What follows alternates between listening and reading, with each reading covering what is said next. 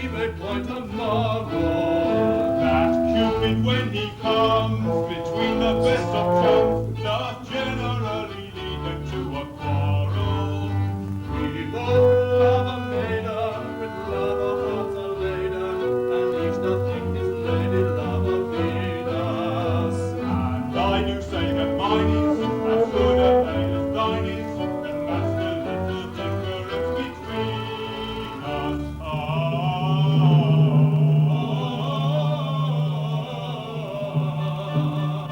Yes, that's the only difference between us. Yes, that's the only difference between us. And being made of metal, our difference will settle. There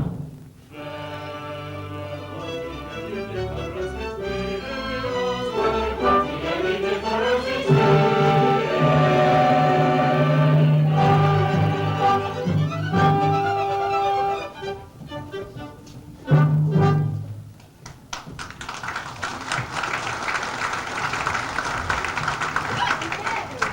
If I be Queen of Note today, I am no more of a thing like it. I've done, I say. What's the bother? Do you both love the same maid? Well, I do love thee. Well, look you. A tailor is a bigger man as a forester. Sometimes. Stand back. A butcher is a better man than a tailor. And a baker too. He may talk as loud as a butcher. On occasion. To say not of a tinker. And I say, I love thee. Peace! Cupid has taught you to shoot your words straight. I will shoot as straight as you. I love you not. Will you shoot around with me? What say you? I say you are indeed a fair maid, yet I love you not.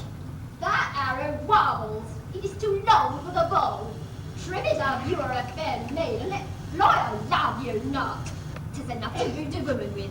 I would not wound thee nor any woman. Oddsfish! Have no fear of wounding me, my man. I am heart whole for all your I love you not. Oh, he is bewitched Who? by witchcraft. Whose? By witches. They do say by the same token that when you talk of the devil, who is the father of witches, What's brought you here? My 2 legs, Witch. this and that. I say you are a witch. Some say what they do not know, and some know what they cannot say. But I will say what I know. Listen.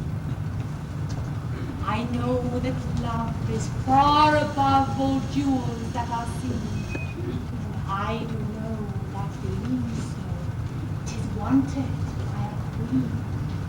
But love I ween may pass her by, so I may laugh, while she may sigh. I wonder Who do you dream would love you, you drab? first my cat and second, a better man than you, or the dream would be a nightmare. And third, now, a better man than you, if love leaves the match. But not a cat or a man. Why, the birds and the deer and such wild forest things, for I am one of them. I am one of them.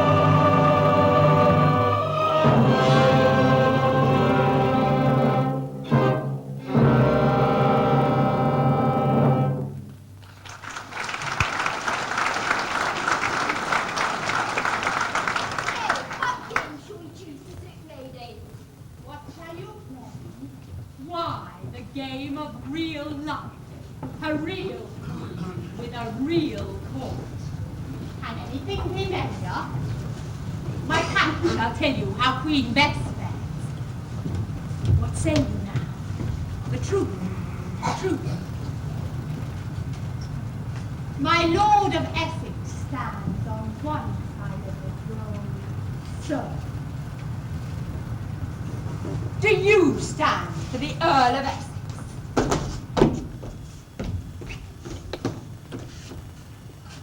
And Sir Walter Raleigh on the other side. So, sign Queen's heart. And Mistress Throckmorton, the maid of honour, is somewhere, wherever Sir Walter's thoughts are, or the Queen knows not. And so they play. He loves me not. Then what would you have me play? You. Do you play the fool who laughs at love like a wise man? Because it is wiser to laugh at a thing than to weep with. True, very true. But the fool? You play the fool? Know you him? The leading player in Shakespeare's company, to whom I play second humbly, nay, proudly. Flatter him so and he'll wag his ass's ear to any tune you fight. Prince of players, king of comedians, a fool indeed. A fool in very deed. Hush, friend, you are fulsome. I am indeed Master Walter Wilkins, poet and chief player in Will Shakespeare's company. And for his profit, I do prophesy that he hath a misconception in the part of a writer in writing a part, in that he hath too little regard for the matters of singing and dancing. For a time will come when all comedies shall be musical, or the public will have none of them, for not even if I play the main part, and so make the part seem greater than the whole. It is so I have counselled Will Shakespeare as I do you. Song and dance, my master, song and dance. Or let the drama die a dull dog, which is hanged on its own tag.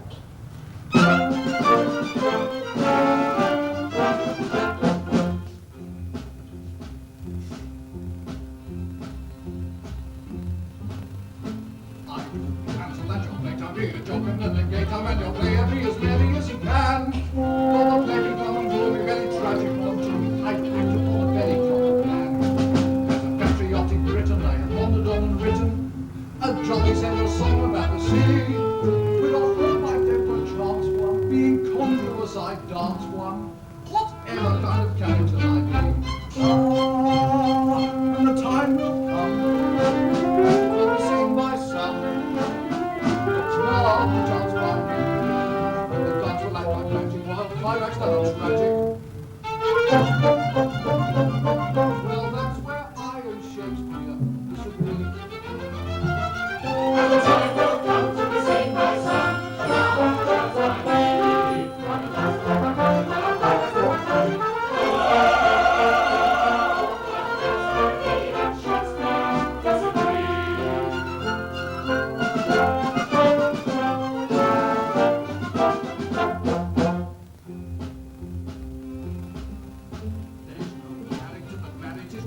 skill to carry at any time the burden of a song.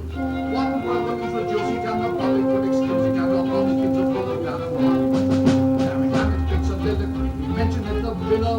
Just remember it to be or not to be.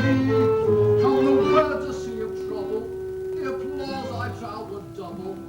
If he forthwith sang a song around the sea. And the time will come, to receive thy son. Love the Jones family, like it to Denmark, we'll sing a song in Denmark. Darling, I am Shakespeare,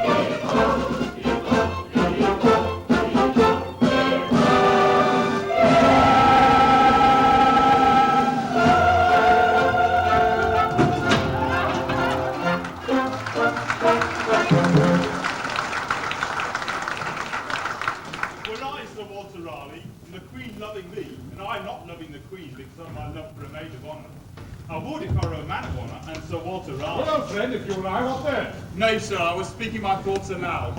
There's a dangerous malady in these days. If it grow upon you, let the leech look at your tongue to cut it off. It may save your head. Also, do not be angry with my brother. He has been bewitched by a wild wench who dwells in the forest. He do claim her to be as sweet a maid as our own May Queen.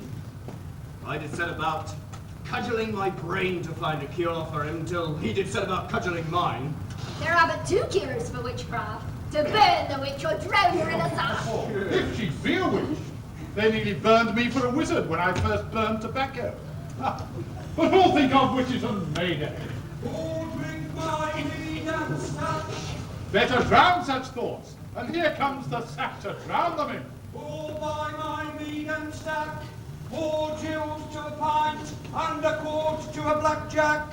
Who'll drink my mead and sack? Why, every jack of us here, at my expense. And see that every jack has his full complement of jills, as the song goes.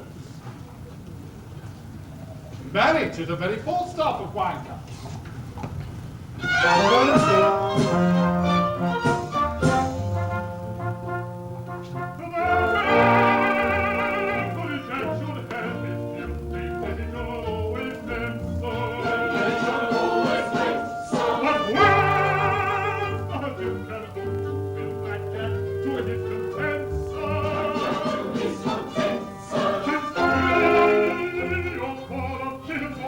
To make his proper measure, give Jack his meat and Jack indeed.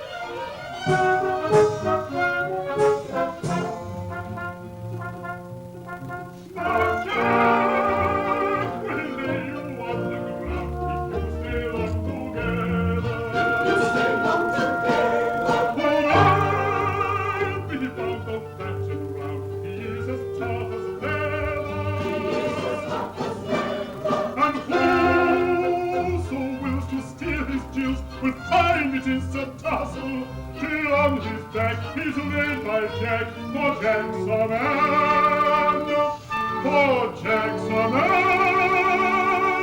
for the Lord's Jack's a man, for Jack's a man, for Jack's a man of brass.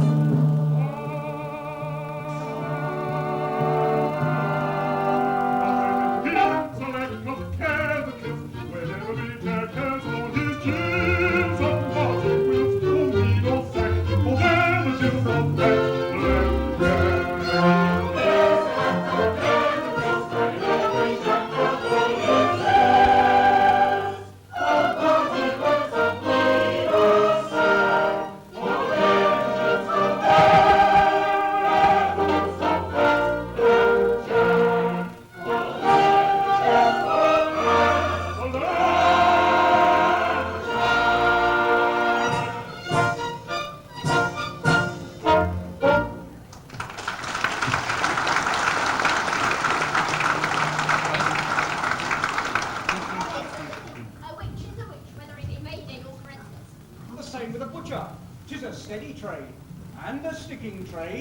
Tis the same with a tinker. Let such as wish my favour my wishes.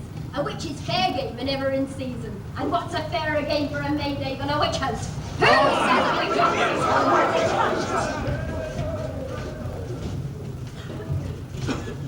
They'll not catch her, for she runs like a deer. But if they do, and do her harm, well, I will not kill thee, even then, for my brother's sake. Your brother's sake?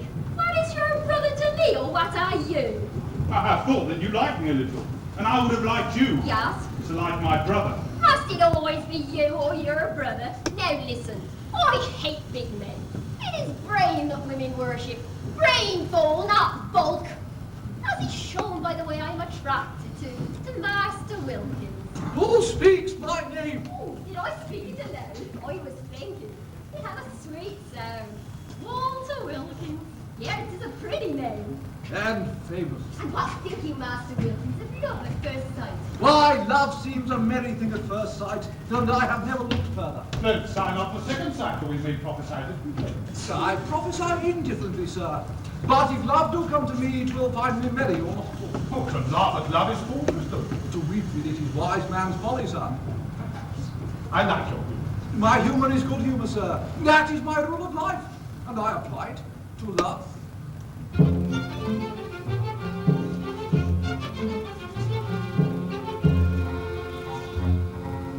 Love is meant to make us grow into a joyful, jolly little dog. Fools to let him make them sad. Hey, bully, bully, bully, bully, dog. Let's be wise, be brave, be brave. Let's be wise, for love is meant to make us proud, meant to make us proud. A shining good way to treat us as we treat you. Treat us as we treat you.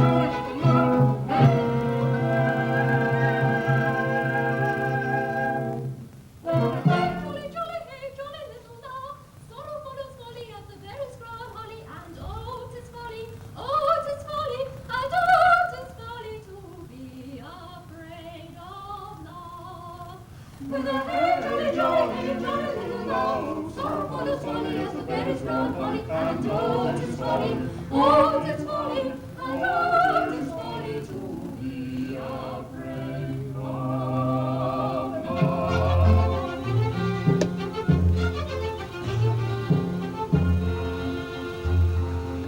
Love is but a butterfly. If you don't want to match it, will you watch it flutter by? Oh, folly, folly, why don't you catch it? Try to keep it when you caught it. Where away?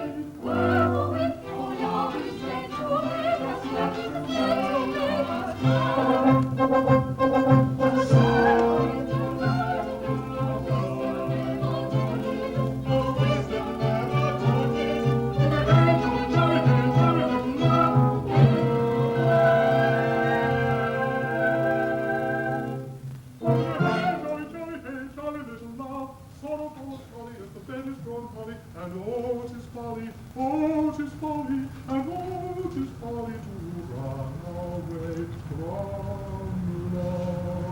Hey, jolly, jolly, jolly little knoll, sorrowful and folly as the berries grow holly, and oh, 'tis folly, oh, 'tis folly, and oh, 'tis folly to run away from home. 'Tis folly to run away from home.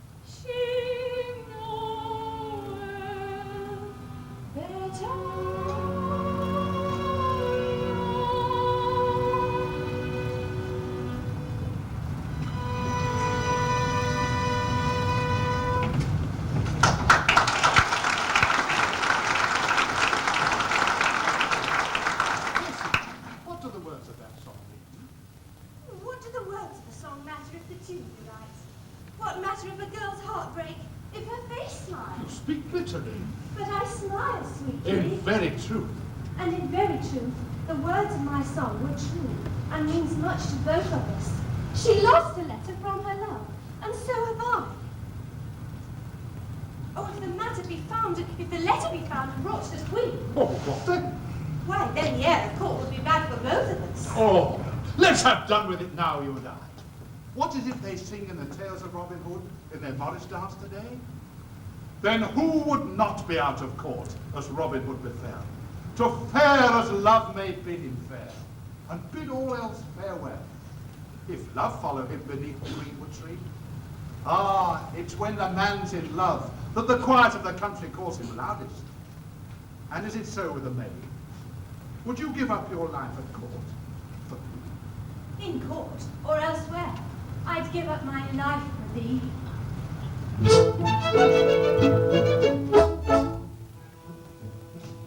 When true love has found a man, he will hear the pipe of Pan. And the God of open country, oh, his tunes are pretty. Nature bids you bring your sweet one, when all the soul may meet one. Ah, nature made the countryside, and the man did make the sea.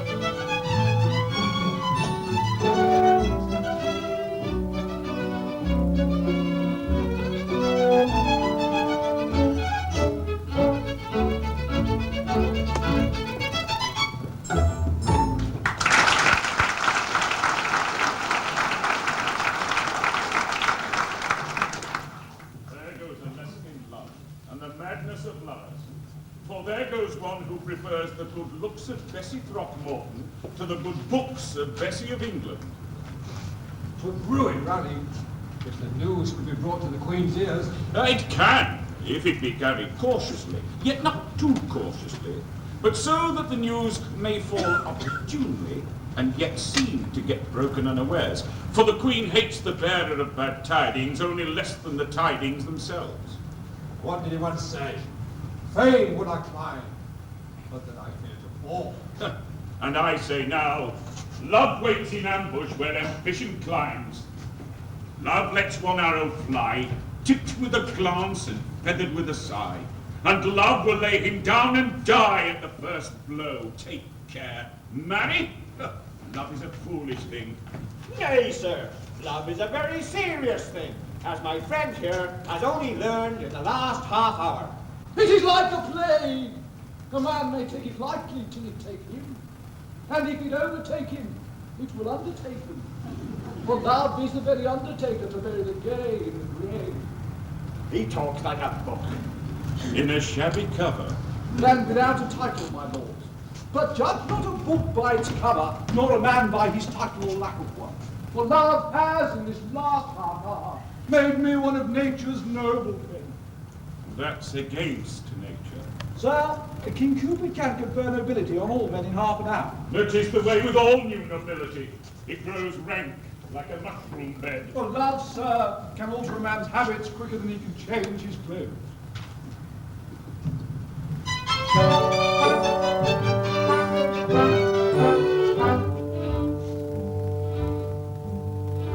When a man is a lover, he's bound to discover a fact of which I am informed. His nature will change or at least rearrange some parts which are formerly dormant.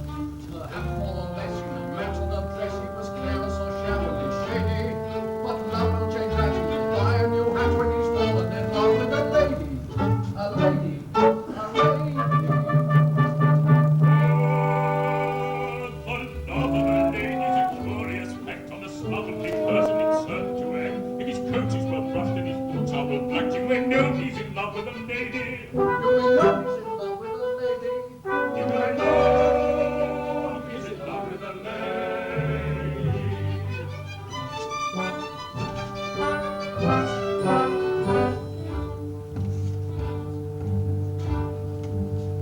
Though a smaller by nature, your love will inflate your proud heart to a size which is grander. You'll think you might rank though a clerk in a bank with a hero as brave as Lysander. You'll be bursting with pluck and will curse you're in luck the one peacefully tied to a desk you are longing to meet, and that dog in a street with someone or other to rescue, to rescue, to rescue.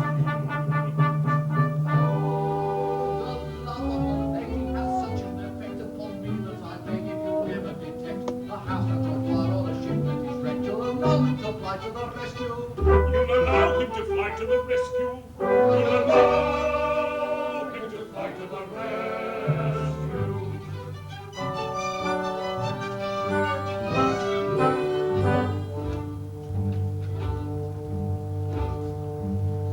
There's a ribbon and attic on this be emphatic, and attics are blotting house rabbits.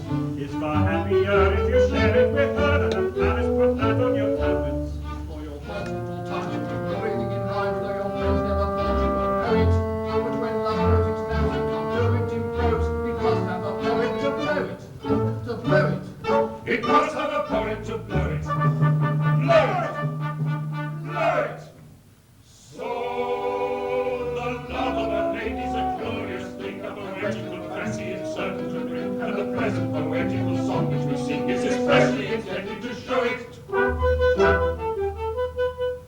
Is expressly intended to show it.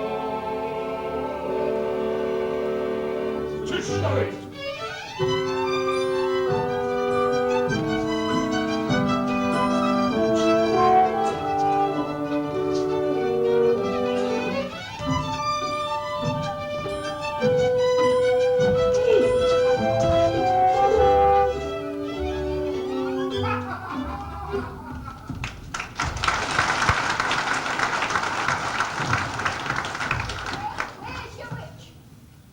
I know not that she is a witch, I know she is. Contradiction is unmannerly. but not unwomanly, so it seems. Let me pass. Am I no way? I seem to be ever falling in with thee for some reason. And falling out for none, I'll go. Stay as thou art here. What character do you play in the Morris dance? And put down for Robin Hood, your champion. Nay, Robin Hood should be a man of quality, not quantity. Master Wilkins, will you play my Robin Hood today and take this man's part? Aye, if he dare not fight for it. Not I. How I hate a coward. Oh, that I could prove myself the hero that love hath made me. If fierce fire, on sudden leap from yonder castle, single-handed would I scale the walls, and tearing down the burning masonry with frenzied fingers, fling the flaming fragments, fling the flaming fragments. Where would I fling the flaming fragments? Upon the head of the Porting Crown. Aye. Or if a mad bull, bursting from his bandit, pounded bellowing in our midst, with superhuman strength would seize the snorting brute by head or tail, and give him vigorous battle, though final victory. Well, a toss-up, aye. Or if some gentleman maid, a stranger but a female in distress, flying from a murderous mob, Would I protect her? Oh, marry that I would. Help! Help! They're coming! Save me! oh, this is your scene. I am in the audience.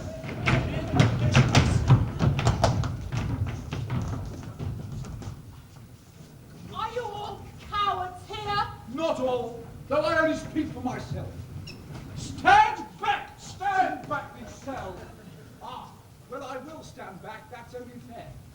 A brave man must not ask another to do what he dare not do himself. But fear not, gentle maiden, I will protect thee from all harm. She is a witch! Drown her! A witch? Now that changes the complexion of the matter.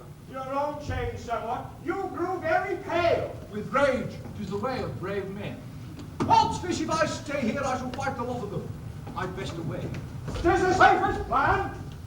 I claim a hearing and fair trial. And I claim that for her. What? Robin, you to speak for her! The free right of a free man. And that's right enough. And I warrant these people say the same, or they wrong their own rights. Aye, fair trial, and no favour. Untie her.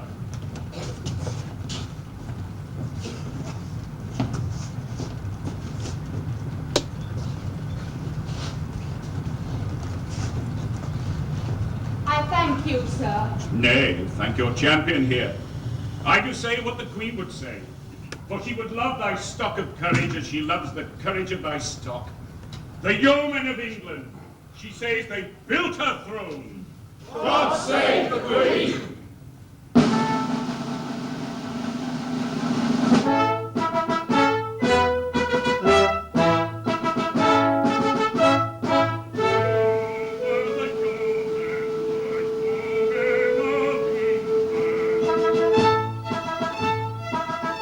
Out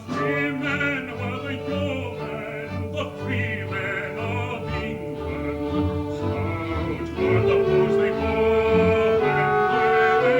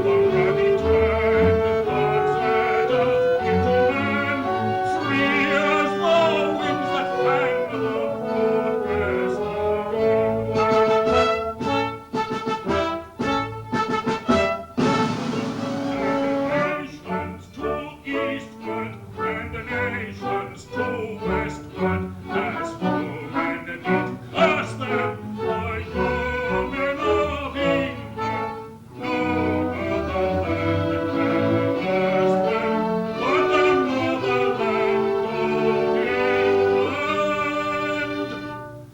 And none have won those on the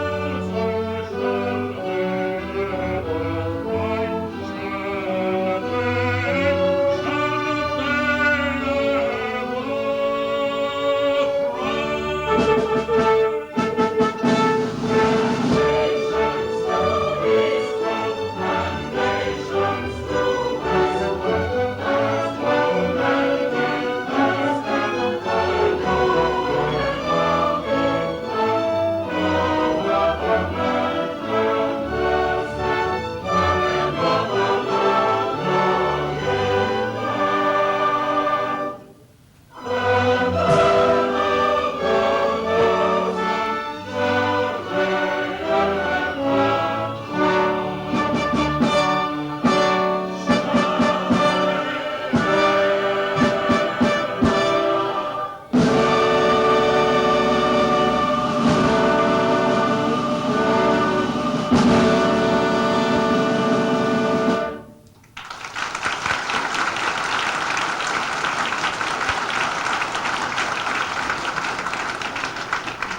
Is the fighting finished?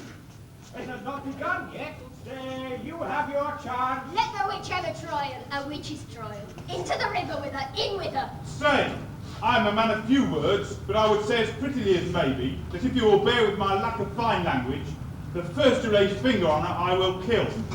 So, now's my champion. Your chance at last. I will wait till last. 'Tis more modest, and modesty doth become a brave man. I never saw a brave man become more modest. Well, I'll not fight with my brother again. Besides, and above and beyond, a tailor is as big a man as a forester in his own way, so I've heard. No, a butcher is as big a man as a tailor, sometimes. And a baker may talk louder than a butcher, on occasion. To say nothing of a tinker. Who has nothing to say at the moment. So much for my lovers. Well, if it comes to that, I will fight him, though he pound me to a pudding. Ah, and afterwards, mind, when a pudding, you fight with me. And who are you, my fine talking friend? You're the May Queen's champion, Silkworm. Her Robin Hood of today, and through fire and water will I go for her to smile upon me. Oh, into water you shall go forthwith, that she may laugh at you. Come, coxcomb! No!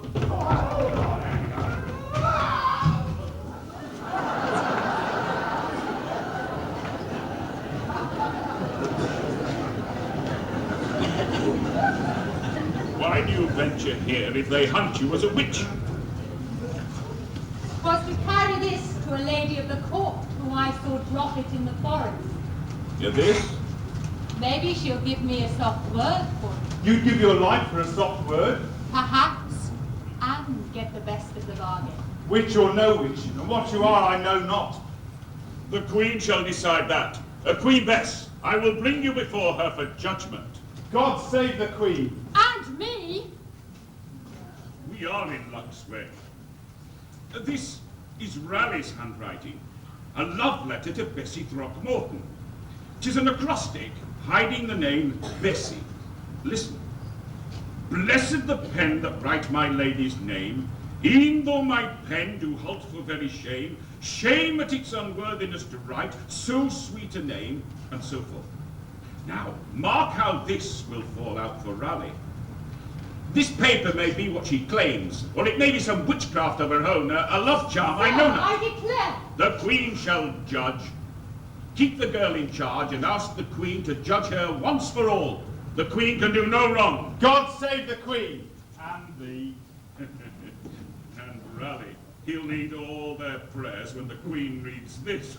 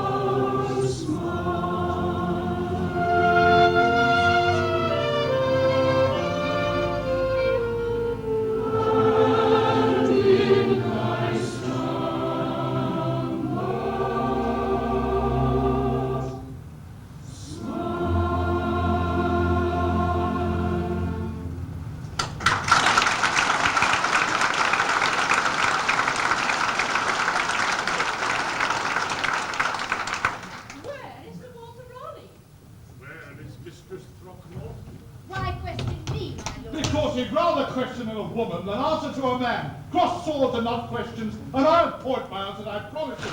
Put up your swords. What does this mean? Why, Sir Walter loves you, madam, and the other is jealous. Put up your swords, gentlemen.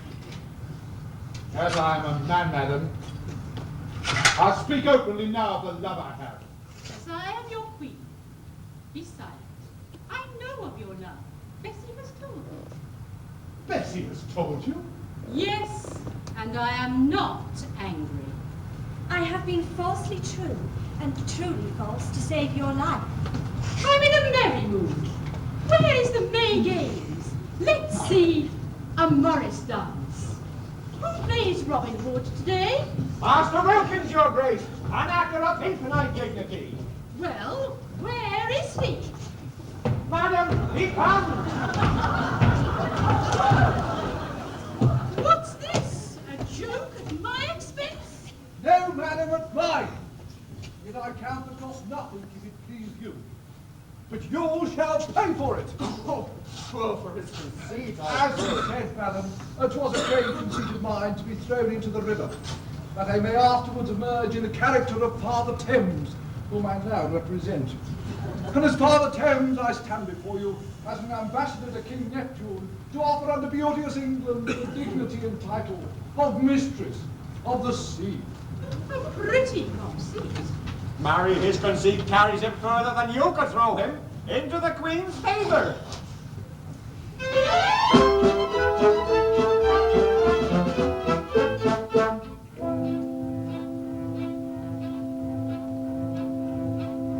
Neptune sat on his lonely throne, on his lonely throne sat he. Neptune sat there all alone, as lonesome as could be. And he said, now who do you think would do to share my throne with me? And every fish, according to his wish and loves, went out to sea. At once went out to sea. At once went out to sea. At a nod from the god, all the salmon in the cod and all the fish they be. The sturgeon and the stickleback, the porpoise and the conger eel, the whitebait and the octopus, the shark, the mullet and the smelt. The brill and joby, sprat and pace, the whale, the winkle and the whelk, the fish that roll, the fish that fly, the fish you roll, the fish you fry. The lobster in the lobster shell, the sole, the whiting and the jellyfish, and more than I can tell, whose names I cannot speak or spell. Back, back, back to this fish up the cell, and all the little shell as well. Short of fish is up to tell when they join me and they away did stream to find for him a mistress of the sea.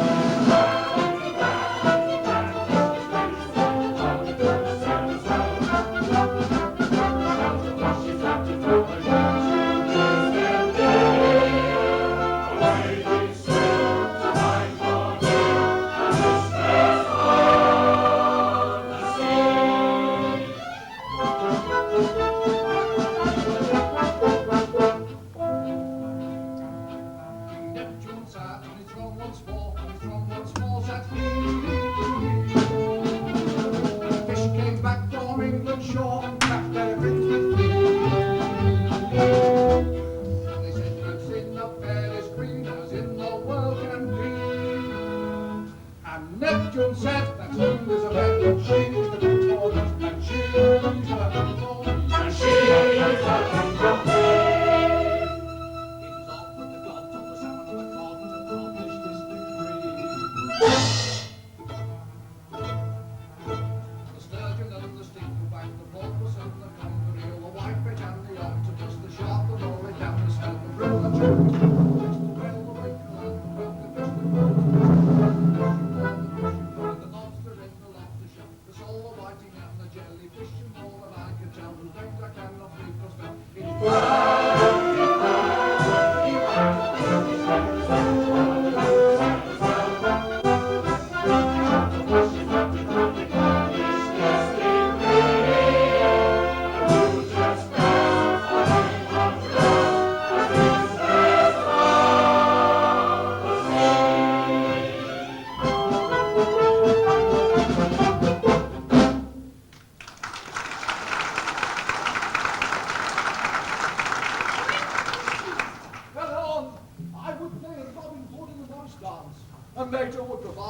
gilded light, a certain mask of St. George and the Dragon, in which I play St. George, and my friend here plays the dragon, whom I beat unmercifully and finally slay. If it be your pleasure. We'll see it. Now, where is your May Queen, with her court of Robin Hood, Tom the Piper, Friar Tuck and all? A Morris dog. As your grace, come on. I love the old tales of Robin Hood. Betsy, do you remember how the song goes, Maid Marian sings? Yes, madam. I was reminded of it today. Well, let us hear it.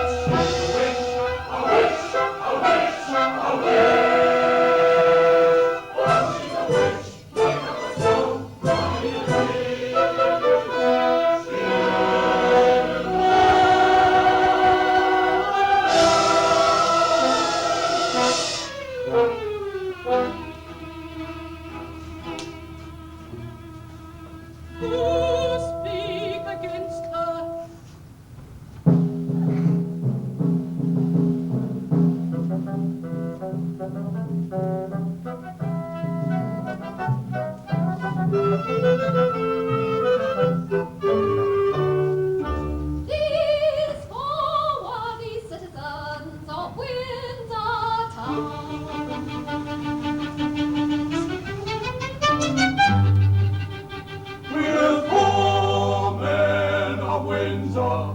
We're four men of Windsor. A butcher of Windsor, a baker of Windsor, a tinker of Windsor, a tailor of Windsor, and good meat I sell, and good bread I bake, and my tin is good sin, and good clothes I make, so we all ply a good trade in Windsor town. And cry, oh bye, oh bye, oh bye, oh bye, bye, bye, bye, bye, bye, bye, bye. From the four men of Windsor town, from the four men of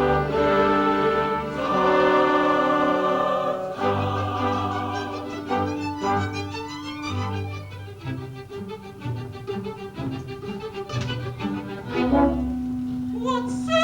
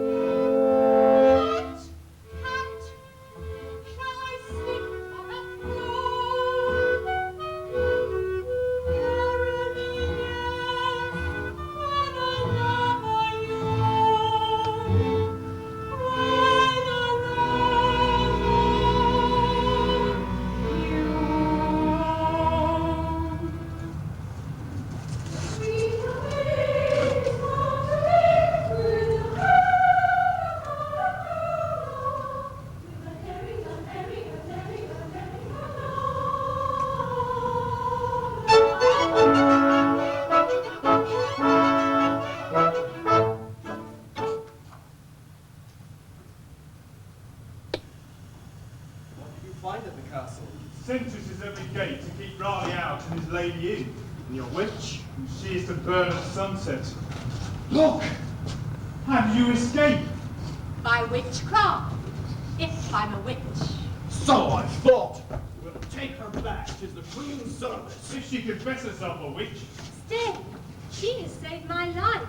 By witchcraft? No, by her knowledge of a certain passage which leads from the castle through a secret trapdoor, out of Hern's Oak there. She is no witch. I pray you to keep in hiding and have a care. I have cares enough, without caring to see care unto others for want of a little understanding. Well, it's true enough. You know now why Hern's Oak is haunted. I had the secret from my grandfather. He used to guard the passage for King Harry, who sometimes used it. Within there still hang the deerskin with antlers and the hunting horn, with which he used to raise the appearance of Herne the hunter. It kept gossips from the place. It might do again. What did King Harry want with a secret passage? I know not, but England's a free country. And Harry was a free liver. Not to say a free lover. Oh, he was married in his time, they tell me.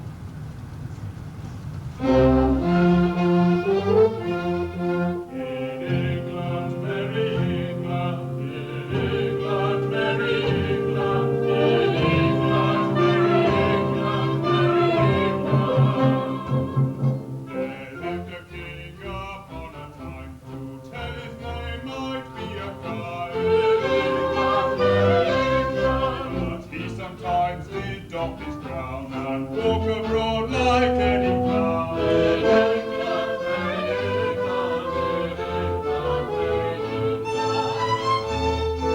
And if he met a pretty wench and made of her than the French, in England, Merrie England, he'd kiss her as an Englishman should kiss a maiden when he comes. So let us sing, God save the King of England, Merrie England, of England,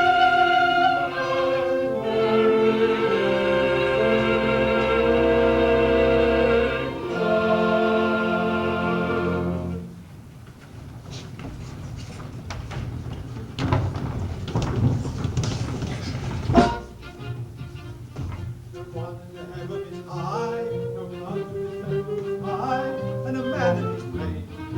And so shall my bottle and I. and so shall my bottle and I. With a hey and a ho, with a hey noddy ho, with a hey noddy ho, with a say my bottle and I. A cake for the weather, say I.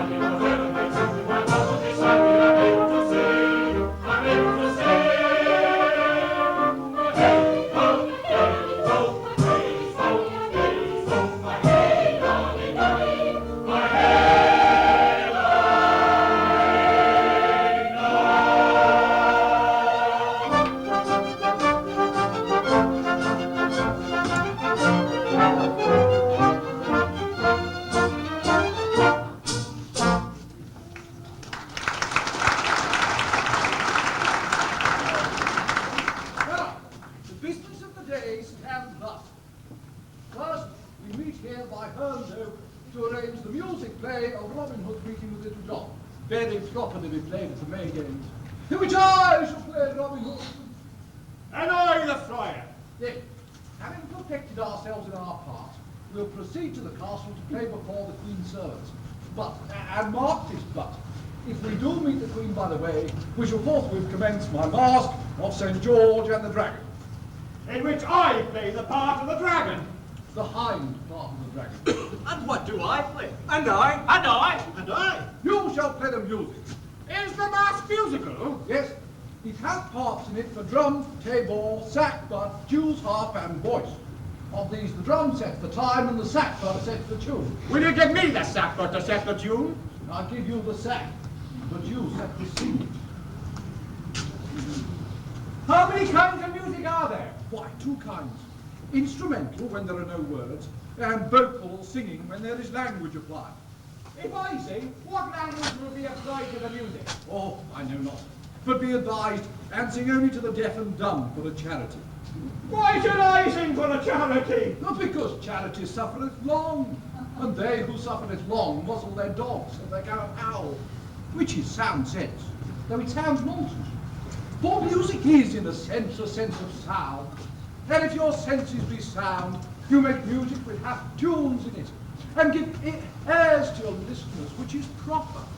But if your senses are not sound, you make music which hath no tunes in it, and give yourself airs, and call it opera, which is proper.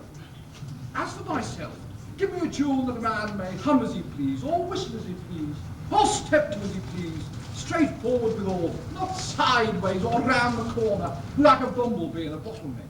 I know such a tune, one that long ago took root in my mind. I'll uproot it. Nay, let it stay there, lest some of the soil come with it. But if you have an ear for fine music, well then listen to me.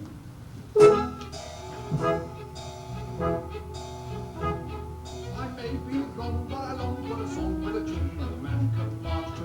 That'll make you shout when you feel washed out, when you've got it to lend some starch to. Of course I know such a tasty slurp as very young wine men love me.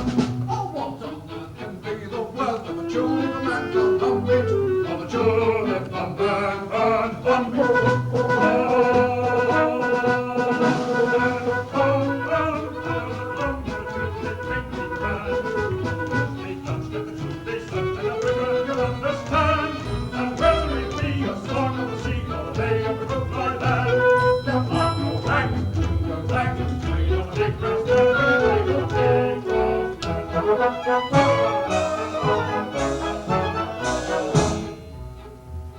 So nowadays our musical taste should be careful peculiar balance of simple songs from merry-go-round with a cage from third-rate ballads.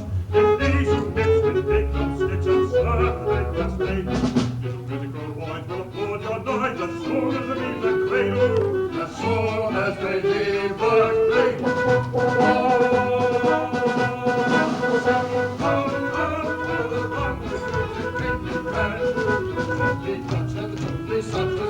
Understand, and whether it be a song of the sea or the way of a good fly land, rock your bang, your bang, play on the big brass band, play on the big brass band, play on the big brass band, play on the big brass band. Let rock your bang, if you go bang, play on the big brass band, play on the big brass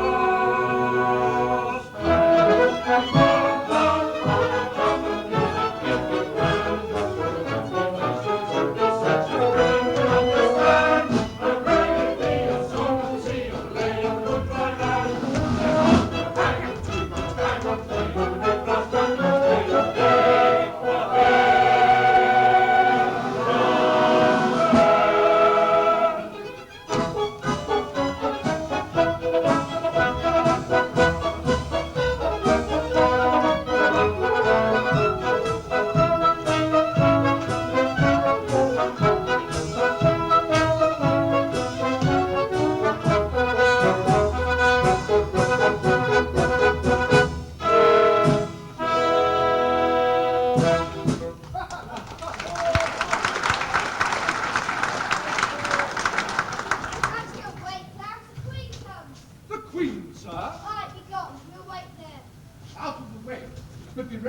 spring out upon the Queen with a prologue of the 7 champions of Christendom when I give the cue. What's the cue? God save the Queen. Be gone, I'll wait here. God save the Queen. Why do you loiter? Why, sir? Just ask me why. Because I prefer thy disappearance to thine appearance, and I like not thy proximity. Oh, judge not a man by the outward appearance of his proximity, young sir. As for my proximity, it is a flesh and blood proximity, with 2 eyes, a nose, and a mouth, the same as thine own. But when next time you find fault with a man's face, call it a face, and not a proximity. For some men understand not the French languages either.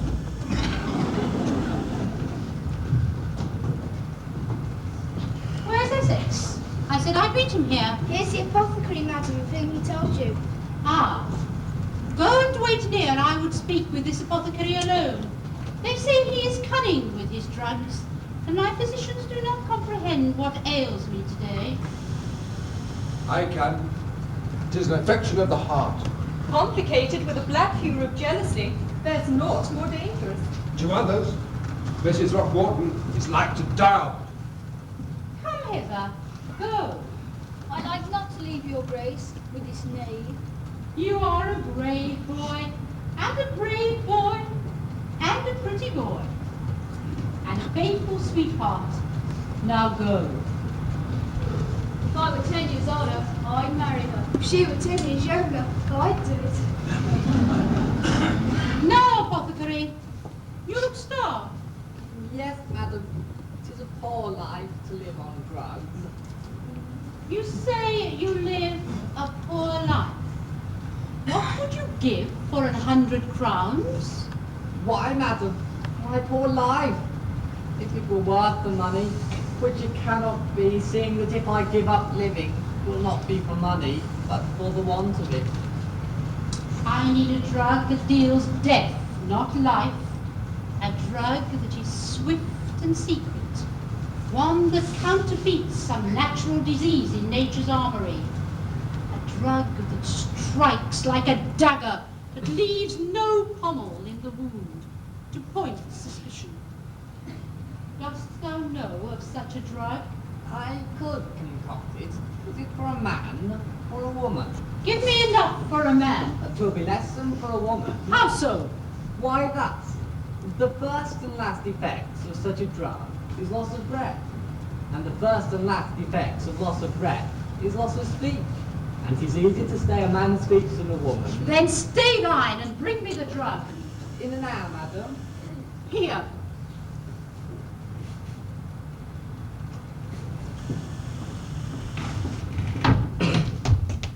Listen, knave, deliver not that drug to the Queen as you value your own life. I am Sir Walter Raleigh. Then you are a bare-faced impostor. And I, a bearded one, look. That's the Queen's fool. I, more fool than they, and not the first fool that disguised his folly to some good purpose. Fear not, Walter, your sweetheart shall live to die of worse medicines than mine. You have a fool for a friend, which is better than a wise man for an enemy. Therefore rejoice if for naught else, unknown gossip. Ah, tell me, girl, you know where the Morris dancers are? On their way to the castle, playing before the royal servants. And I will join them. 'Tis my way into the castle. Then you'll be a Robin Hood's merry men. But your looks belie you, for you do not look merry. Oh, I'm the most miserable of men. For I'm in love and outlaw. Then you're in the best and out of the worst in the world. Love and love. So you should be merry like Robin Hood. Oh, but love followed him. As it may follow thee, sir. It may, sir. Is not this the month of May? Come, let your brown thoughts take a lesson from the bees. Look, they do not loiter where there are no sweets, but suck honey where they can. It's the wise way, or I'm no witch.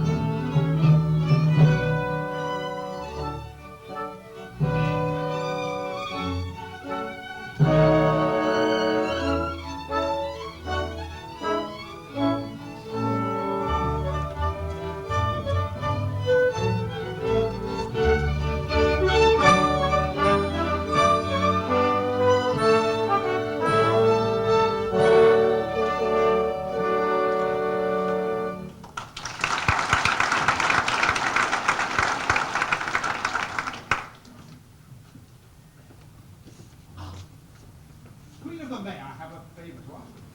Oh no, you think she will favour strangers when there are men of Windsor? Ask her. 'Tis that I may join your morris dancers when they enter the castle and so enter it with them. We go there anon to play Robin Hood. Oh, let me play a character. I know all the old games, words and music. Let me go too. Aye, let him go with you. You shall go. In what character? Oh, it will be in the character of a lover, however you care to call me. And who are you who talk so loud of a lover? There are enough men in Windsor to make her a husband, if she would but take one of us. Oh, good sooth, sir. I'm no lover of this maid, but there is a sweet maid in the castle. So, there is a sweet maid in the castle, and am I so sour? No, no. You are fair and sweet as you are sweetly fair. A very English rose. There is no sweeter flower in all Cupid's garden.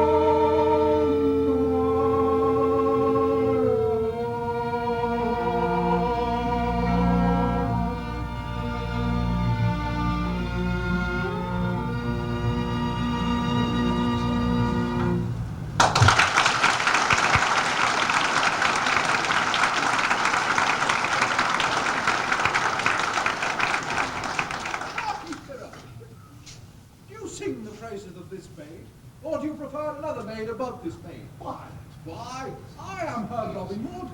And if you prefer this maid to another, then I'll beat you on my account for your offence. And if you prefer another maid to this maid, then I'll beat you on her account for her defence. Which you will, so we fight. Oh, a quarterstaff. Stay! I spoke but to prove your courage. I like a man who'll take a broken head for the sake of a lady. You're welcome to your opinion, sir. I'll not take it from you. Thanks, Fred. Hearken to me. I love the maid they call Jill all alone. I say she is no witch, and would she have been chosen Queen of the May for Windsor? You heard that? No. I am called deaf in the right ear. I love Jill all alone. I say she is no witch, and would she have been chosen Queen of the May for Windsor? Will you let him say that? He has said it, and it can't be helped.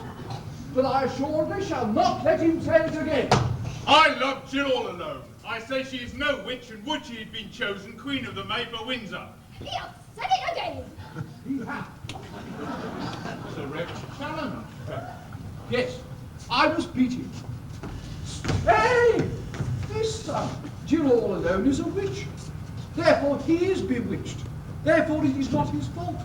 And a man must not be punished for what is not his fault. Therefore go thy way and take a trickle potted. I'll not harm thee. Do you forget that we're here to play the first meeting of Robin Hood and Little John, where they fight? And I play Little John, who thrashes Robin Hood. I did not remember for the moment that you played Little John. And let me play your part. You? Why, sir, why? Can you give me any reason why you should?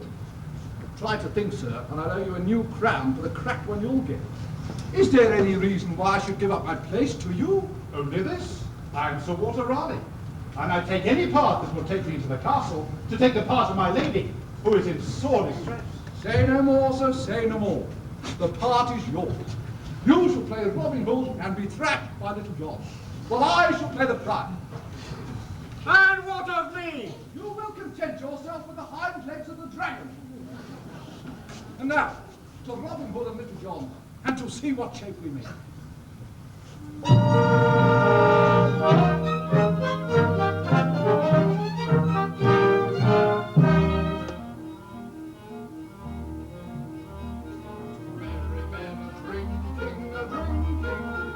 Before the moon was sinking, a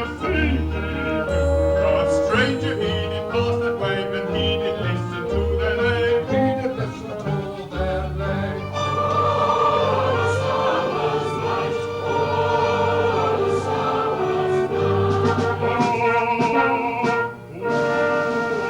There's no wrinkle fight with me, not wrinkle where he be. I'll crack his crown, or bring him down.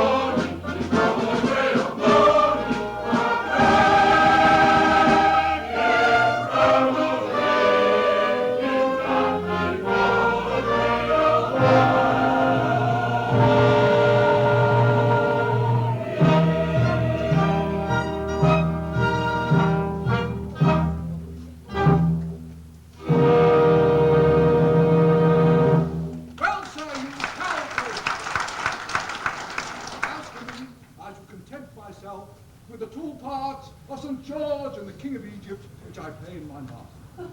And now to the castle, unless we meet the Queen by the way, when she may insist upon my mask immediately. To the castle!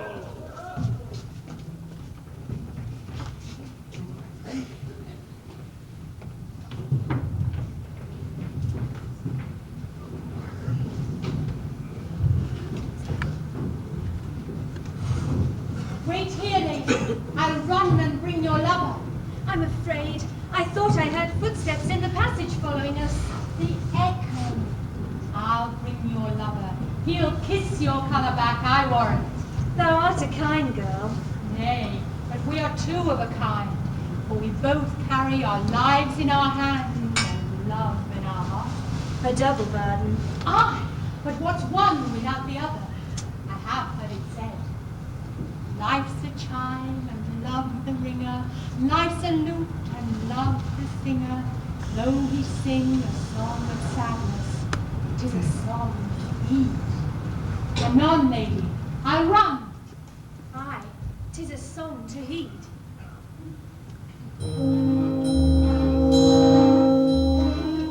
Should say that love is cruel, I do not yet as a jewel, wanting me to sing of love in a world of weed. But if love to bring me sorrow, love to die, and die tomorrow, loveless lifeless living, that were dead indeed.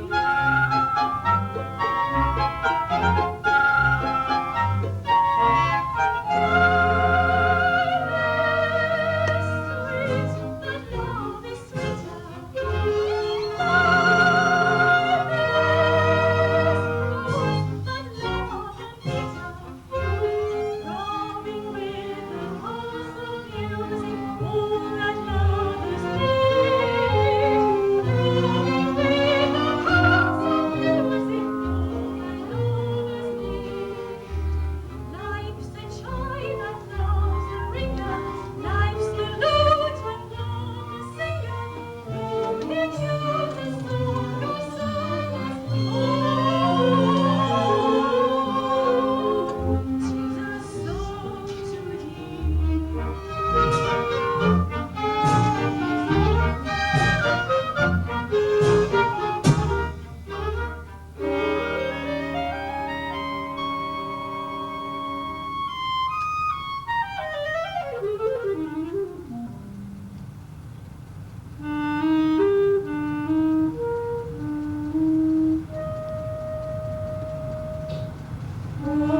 Life's the canvas, not is dull, tyranny and gay with colour, 'neath the hand of love, the painter, master of design. Oh, loveless life is living, only love's the power of giving, unto life its breath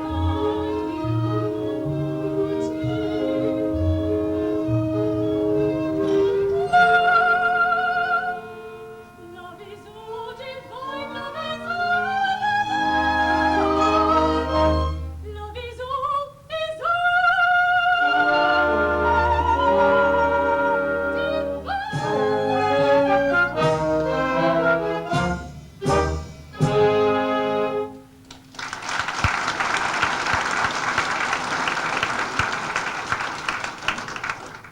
Look up, lady. It's your lover. Thou hast followed me. beneath the greenwood tree. And so have I. You! You followed me. Being free and you a prisoner, I took that liberty. Ah! I have no sword. I give my right hand for a sword. A bargain. Take mine. And I'll take your hand, for we are friends by circumstance. But I don't understand. Nor I. Ah, but you understand the game of chess. For I have often seen you play with the queen. Do not sigh, my dear, that is over. And it is I who am playing the game now. Ah, a crooked game. A knight's move. And the stake is a golden crown. Now, watch the board. I have a mind to take the queen. She is guarded by another knight, you. But a pawn may take a knight, a pretty pawn in petticoats. And if you be taken, I may take the queen. The pawn moves, then is stopped by a castle, and then breaks out, and the knight is taken. He is off the board and out of my way. I take the queen, up comes a bishop, and mate. I've won a crown. In plain words, I would have you married to anyone other than the queen. I followed this lady's escape with interest, and if you will follow my advice, I'll wager a crown on two things. That you marry the sweetest maid in England, and I marry Elizabeth. Then we are friends, by circumstance. What will you have us do? Watch me. I meet the queen here anon. Leave projects to me, and me to this project, that a crown weighs more than Cupid nowadays. Not always. There are still love matches in the world. There are matches that will never set the Thames afire. Love's no longer a baby. He's grown up and turned shopkeeper.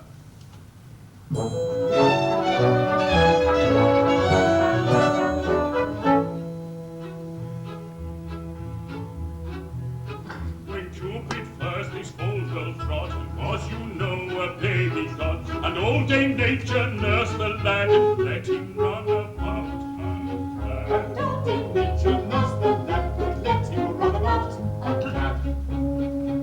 One a day my lady Fashion came and blushed beneath her rouge with shame to see the pretty innocent unclothed in gypsy nature's tale. To see the pretty innocent unclothed in gypsy nature's tent. And heedless of Dame Nature's curse, she took him from his gypsy nurse and set him in her chariot, determined to improve his lot. Heedless of Dame Nature's curse, she took him from his gypsy nurse and set him in her chariot, and set him in her chariot, determined to improve his lot.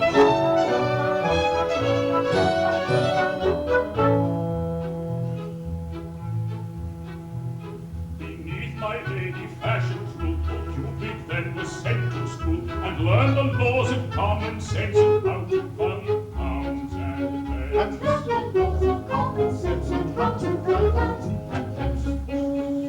She dressed him up from toe to top and set him in a London shop where Cupid at the counter sells new tunes for modern marriage bells. Cupid at the counter sells new tunes for modern marriage bells. For love no longer makes his hooks with gentle sighs and tender looks. But nowadays poor lovers get entangled by a million net. Love no longer makes his looks with gentle sighs and tender looks. Nowadays poor Lovers get. But nowadays poor lovers get entangled by a million nets.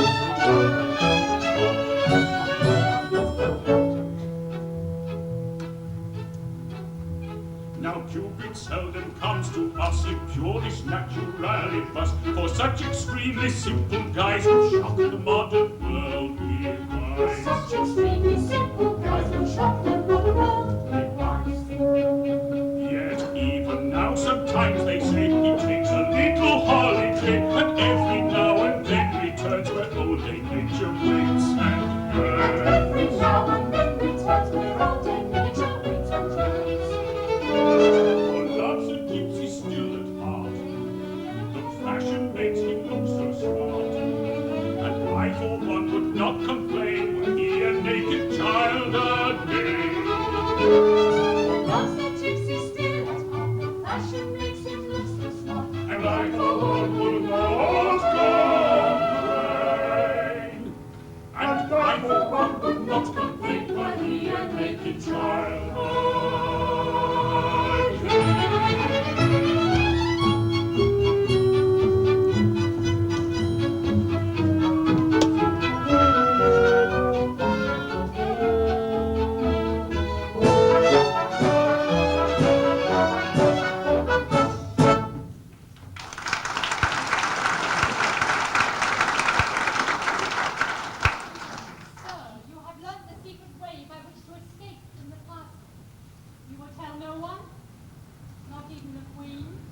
mean to be her husband, I swear it. Now, a Roland for an Oliver. Do you help me in a plan to work upon the Queen's conscience for her benefit, and theirs, and thine own?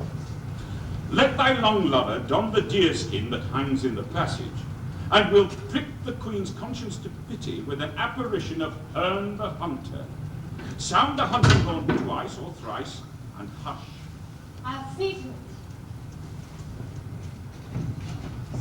Sir, does the Queen come this way? What matter is it of yours? A small matter. We have the matter of the Mask of St. George and the Dragon, which I have prepared for the Queen. If it please her, I am falling with her plans. It may fall in with my plans. I'll see she sees it. Is it a good mask? Oh, sir, Shakespeare never wrote anything quite like it. Good. Very good, sir. Come with me and lend me your aid. And you, see that you arrange this with your players. And you say that if we play such a prank upon the Queen, we shall be playing for the Queen's benefit? Yes. I'd rather she played for mine. I'll see to it. Come. Anon. Anon, sir. Anon. Concerning the dragon which we play. Now, you understand the purpose of the play. The King of Egypt hath a dragon who is to be has a daughter who is to be sacrificed to the dragon. I play the legs of the dragon? The forelegs of the dragon. And you, the hind part. So, Why should I suffer myself to play the third of his hand? to save thyself suffering. The front part is the part I beat in the fight. Why should I play the part you beat? Why, man, 'tis the better part, the head part, the thinking part, the part of intellect.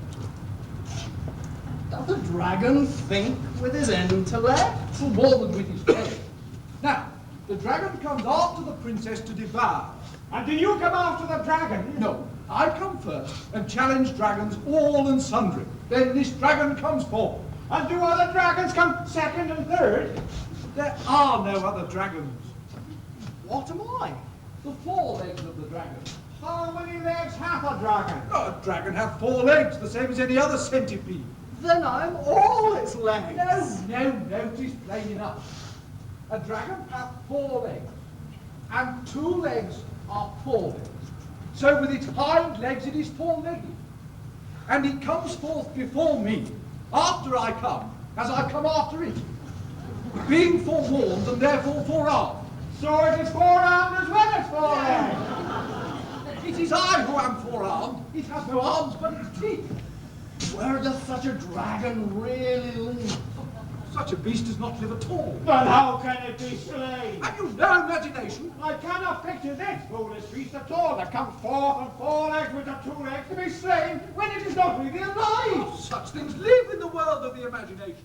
Where in the world is that? Why, everywhere in the world. For who can imagine a world without imagination?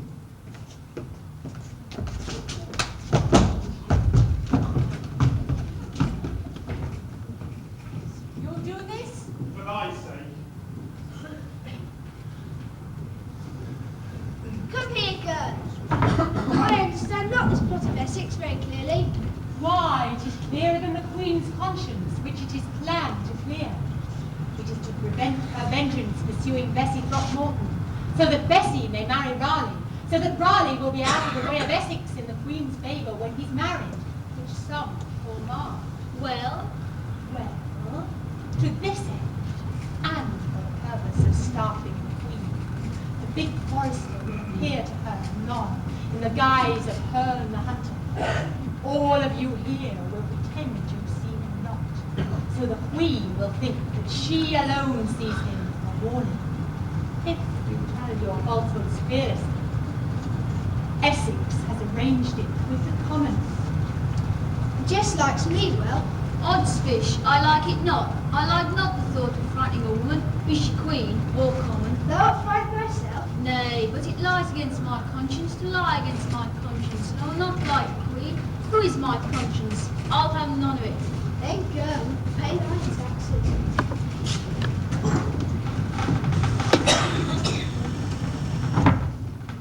I pray you, rest here, madam, a little, by Hernze. Will soon be dusk. Yes, madam. But there's nothing to fear from Herne. He only appears, they say, when the sovereign contemplates... What? A crown, madam. Ah. Which is the same as if they had said not at all. For the Queen can do no wrong. God save the Queen! What's this? 'Tis a mask, madam, which they have prepared for your pleasure. I pray you listen to it if... I may distract us. We'll listen to it. But see that it is short. I'll not stay here till sunset. What character do you play, knave? Apart from the prologue, I play two characters, madam. Firstly, the King of Egypt, whose daughter is to be sacrificed to the dragon. And then Sir George himself who rescued the lady. Proceed with the action of the play.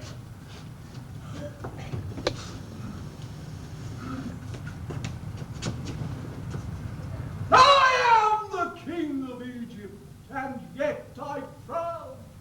My heart, once light as a feather, now is down. Stay! The Queen cares not for the play, which is a mere juggling of words, such as, my heart, once light as a feather, now is down. There is a play on the words down and feather. And if a play hang only on a play of words, then a play may go hang for a play on words only. See to it. Sir, I am no servile imitator of Shakespeare, but he hath his good points, and he hath sometimes made a point of a play of words. Shakespeare was a writer. I am a critic. God save the Queen. Proceed with the action.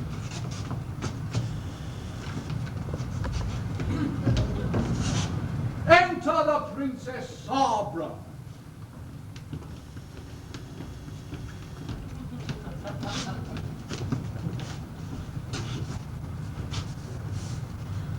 Oh, Father! Father! Father! Father! Dost thou say that I must die today? I dost. Nay, nay, nay. I do. Though thou be King of Egypt, yet speak the Queen's English. But dust is the right word, my lord. Argue not and say I do. Oh, Father! Father! Father! Father! Dost thou say that I must die today? I do my head an answer. You do what to your head? I put dust on it as a sign of sorrow. 'Tis an oriental custom. Then suit the action to the words, and suit the words to the action. Oh, Father! Father! Father! Father! Dost thou say that I must die today? I dust my head an answer. Yes, my child, thou must.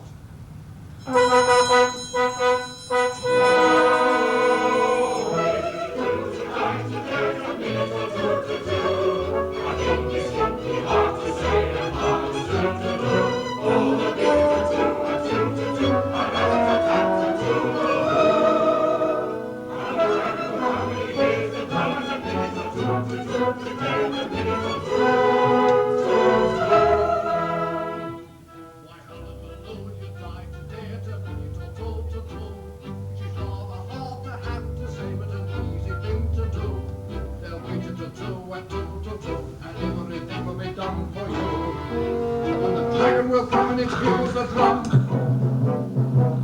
There's nothing for you to do but stay with the dragon.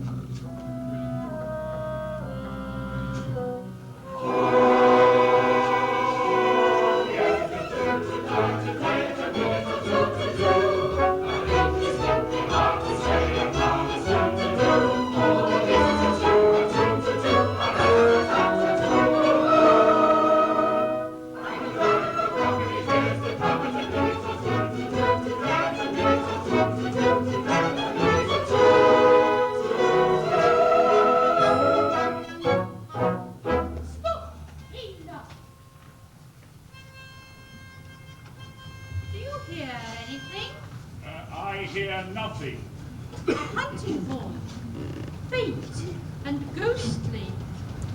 Look! I see nothing.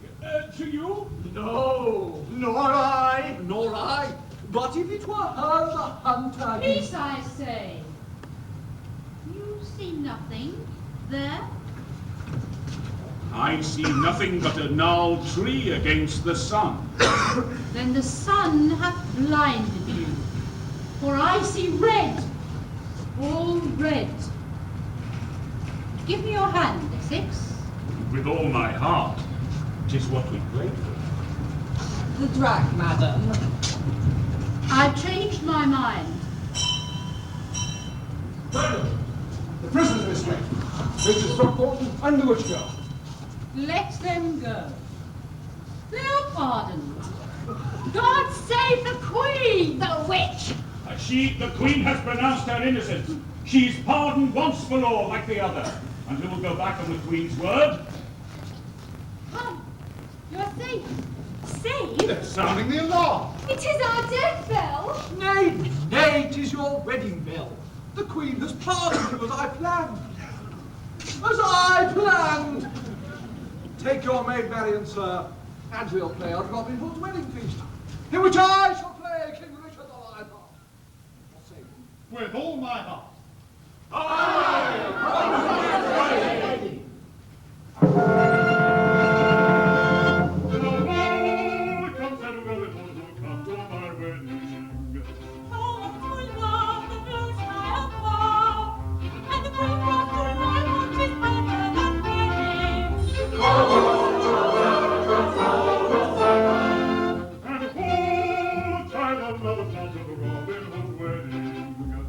I set the fire and I leave the choir.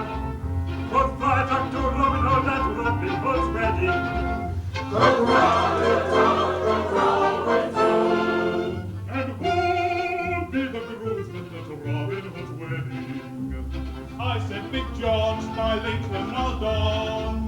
Quoth Little John to Robin Hood at Robin Hood's wedding.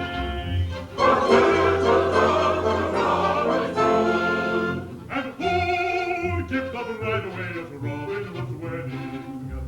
I said the king, my queen to I'll bring. Quoth Richard unto Robin Hood at Robin Hood's wedding. Quoth Richard unto Robin Hood. And who danced with Robin Hood at Robin Hood's wedding?